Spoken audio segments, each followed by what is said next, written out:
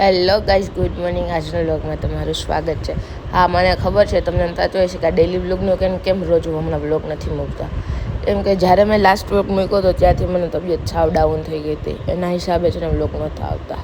પછી આપણે છે ને વયા ગયા રાંદલ માતાજીના મંદિરે દર્શન કરવા માટે.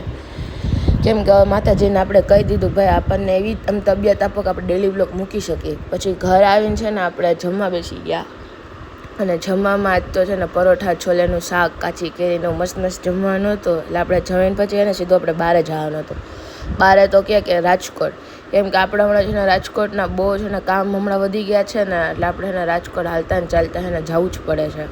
અને રાજકોટમાં પછી આપણે છે ને અંદર એક સિટીમાં છે ને બહુ જરૂરી કામ હતું ને, એટલે આપણે છે ને BRTSની બસ પકડીને જતા રહ્યા. હવે તો એમ લાગે છે કે આપણે છે ને રાજકોટમાં જ મકાન લઈ લેવું પડે. પછી કોઈક વાર એમ વિચાર આવે કે ના આપણું ગામ એ આપણું જ કામ.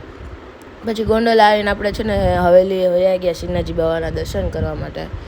કેમ કે એવા મસ્ત દર્શન થયા હતા ને મેં કીધું હાલો આપણે જઈ આવીને દર્શન કરી આવી. પછી ઘરે આવીને છે ને આજે આપણે બનાવવાની હતી સુરતી પનીર ચીઝ ઘોટાલો.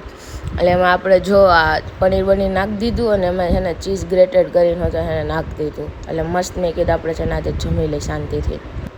હાલો મળશું કાલે બીજા વ્લોગ સાથે. હું ટ્રાય કરીશ કે રોજ વ્લોગ મૂકું. ત્યાં સુધી બધા લાઈક કરો, શેર કરો, કમેન્ટ કરો, ફોલો કરો. બાય.